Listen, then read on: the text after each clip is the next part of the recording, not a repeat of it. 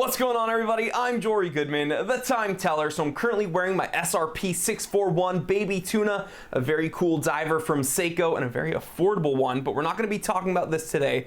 We're going to be talking about vintage Omegas, okay? And as you guys are aware, these are my two vintage Omegas. I have a 1970s Seamaster and kind of a later 1970s Constellation Quartz. Both very, very cool watches, and it seems like a lot of you guys are finding these vintage Omegas that you want to pick up for yourselves, and you're writing to me asking me for my advice. So here's what I'm gonna say.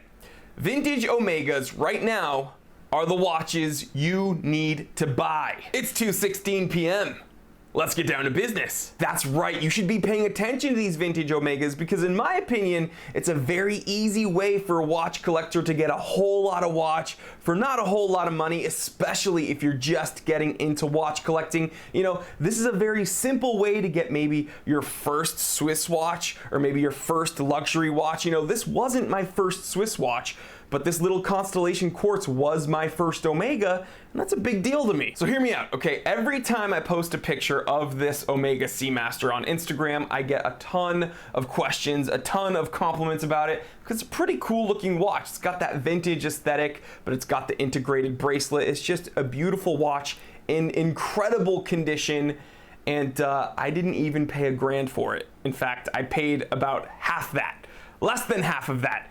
That's right, I got an Omega Seamaster Swiss automatic for around $400. In my opinion, that's a win, especially because the prices of these watches are steadily increasing, you know, as collectors pick through the good examples of these watches. So I would jump on these quickly. So again, this is a Seamaster, this is a Constellation, but Omega's made like bajillions of different variants of their Seamasters, their Constellations, their DeVilles, just a ton of different watches from the past. And you guys could be finding very good examples of these for not a lot of money. So how do you confidently buy one of these vintage Omegas without getting screwed? Well, you gotta ask questions and you gotta read. So what do I mean by that? Well, let's say you're on Etsy or Chrono24 or eBay and you see one of these vintage Omegas that you're incredibly interested in.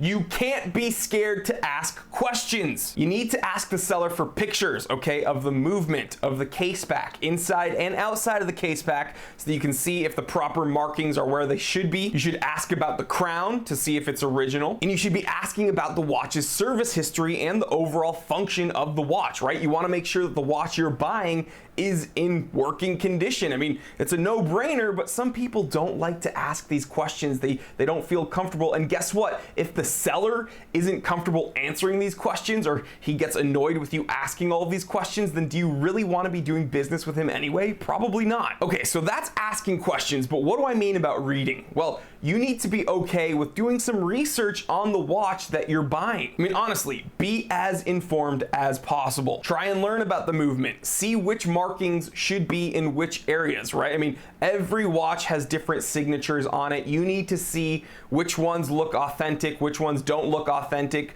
where they are on the case back, on the inside of the case back, on the movement itself. You need to be knowing these things before you go spend money on a vintage watch. Also, you need to be aware of the different variations between the models, right? I mean, especially with a company like Omega that just churned out different models between the 60s and 70s, there's a ton of differences between certain Omegas. So bottom line, don't be impulsive, don't be scared to ask questions, and stay informed. All right, well, hopefully this short little video helped you out, maybe pointed you in the right direction, kind of gives you something to think about when you're looking at these vintage Omegas.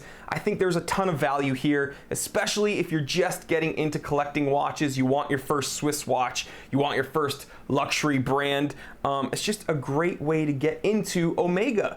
Whole lot of watch here, not a whole lot of money spent. I think both of these watches I got for under $1,000, like together.